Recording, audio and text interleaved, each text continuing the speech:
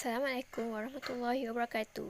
Nama saya Nur Syazani Mastura binti Zuraidi, bernama Kad Metrik 18 DDT 19F1048, Diploma Teknologi Maklumat dan Komunikasi Teknologi Digital DDT, dan nama penyelia di latihan industri saya adalah Encik Nizam bin Mat Hashim.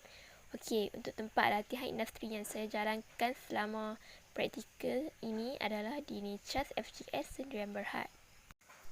Seterusnya adalah latar belakang syarikat. Nama syarikat Nichas FGS Sdn Bhd.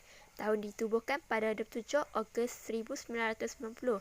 Jenis perniagaan adalah milikan Sdn Bhd. Seterusnya adalah visi untuk Nichas FGS Sdn Bhd, iaitu slogan rancangan pengurusan untuk fasa pertengahan FY 2022 kepada FY 2026. Yang pertama adalah Shiwashi, sebuah syarikat yang cerah dan mesra. Yang kedua adalah Kufu, pemikiran dan organisasi yang progresif. Yang ketiga adalah Mirai, iaitu mencipta masa depan yang cerah, dan dinamakan sebagai Shikumi 130 sebenar FY 2026 adalah ulang tahun ke-130 penubuhan Nichas yang terbesar di Jepun. Aktiviti organisasi yang terlibat adalah pembuatan PTFE, thread, seal tape dan lembaran fiber jointing sheet. Okey, yang kedua adalah pengeluaran milliboard dan vortex spiral wood gasket. Yang ketiga adalah pembuatan Omega Racer access floor. Yang keempat, pengeluaran punch out gasket. Yang kelima adalah pembuatan metalcoat rubber coated metal. Dan yang keenam adalah memulakan operasi silting untuk metalcoat.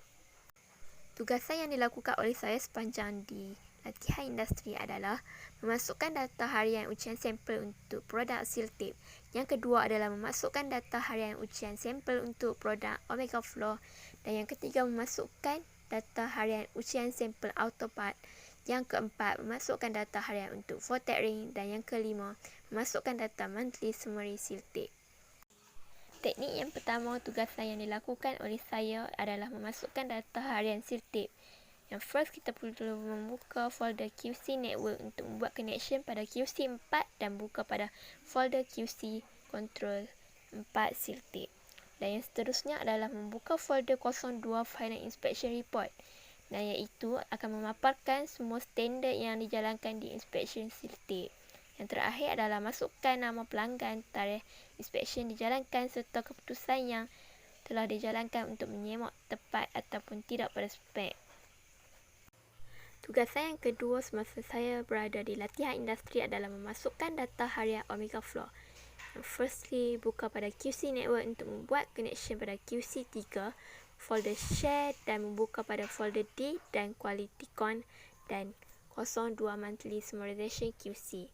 Seterusnya, ia akan memaparkan Omega Summarization Monthly dan masuk ke dalam folder Omega Floor untuk memasukkan data ujian harian pada sampel yang keluar pada setiap hari. Okey, yang seterusnya adalah semak pada kertas ujian untuk klarifikasi jenis Omega Floor untuk memasukkan data mengikut turutan nombor lot seterusnya, iaitu mempunyai 2 jenis type batu dan mempunyai 3 jenis untuk bagi setiap type batu. Dan akhir sekali, masukkan data mengikut lot number seterusnya serta masukkan data dengan lebih terperinci. Jika mempunyai salah tidak tepat mengikut ketepatan spek di mana-mana bahagian akan dibuat dengan warna merah pada lot number dan akan membuat sekali lagi pada ujian yang berkaitan dengan lot number tersebut.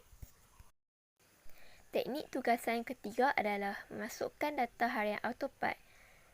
Yang pertama adalah buka pada PC network untuk connection pada PC QA5 untuk memasukkan data autopart serta ke dalam folder yearly summarization. Seterusnya akan memaparkan tersenarai semua jenama yang kilang menghasilkan barang autopart. Dan yang seperti anak panah yang ditunjukkan ini adalah contoh spek atau lebih dikenali saiz autopart yang lebih terperinci daripada Carlsonic untuk masukkan data yang diuji sebelum jual kepada pelanggan. Dan yang akhir sekali, ianya akan memaparkan produk autopart yang kita akan masukkan data berikut Masukkan lot number itu setiap kali melakukan ujian untuk mengetahui item sebelum dibawa keluar untuk menjual kepada pelanggan. Dan data-data ini akan jadi hitam sekiranya tiada masalah, dan apabila berwarna merah ianya akan mempunyai sebarang masalah dan perlu membuat ujian sekali lagi. Bagi teknik tugasan yang keempat adalah masukkan data harian Fortet Ring. Yang pertama sekali, buka pada PC Network untuk connection pada QC3 serta buka pada folder Fortet Summarization Monthly dan Yearly untuk masukkan data inspection yang diuji setiap hari untuk produk Fortet Ring dan mempunyai dua jenis ring iaitu ring ASME dan ring JIS. Yang pertama adalah untuk ring JIS dan ring ASME mempunyai dua jenis untuk membuat inspection iaitu bahagian luar dan dalaman ring.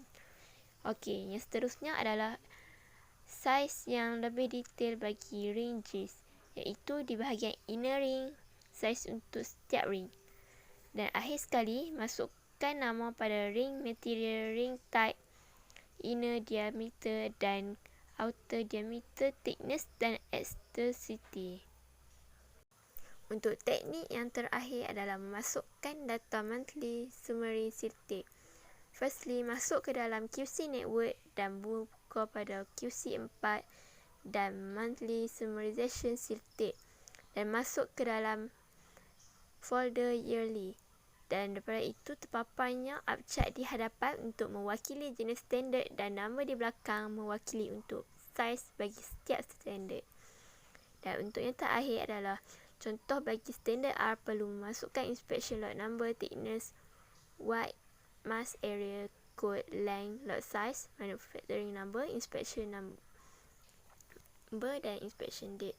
Okey, untuk mendetek jika mempunyai sebarang masalah adalah line di dalam inspection tu dia akan menjadi color kuning.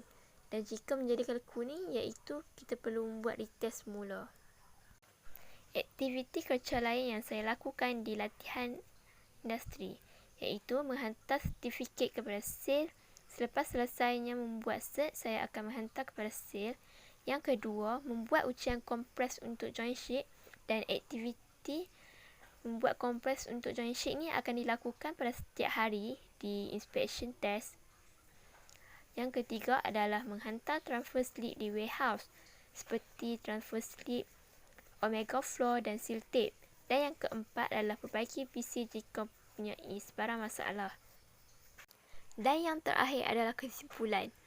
Yang pertama, saya dapat meluaskan ilmu yang dipelajari sepanjang di Politeknik untuk digunakan pada tempat latihan industri. Dan saya menggunakan serba sedikit yang dipelajari daripada Politeknik dan saya gunakan di pusat latihan industri saya. Manakala saya mempelajari juga banyak untuk menggunakan Microsoft di tempat kerja. Yang kedua, pelajar dapat merasakan pengalaman sebenar di alam pekerjaan. Dan yang terakhir adalah semangat dan dorongan daripada staf di tempat latihan industri untuk menambah semangat sepanjang latihan industri. Sekian daripada saya. Assalamualaikum warahmatullahi wabarakatuh.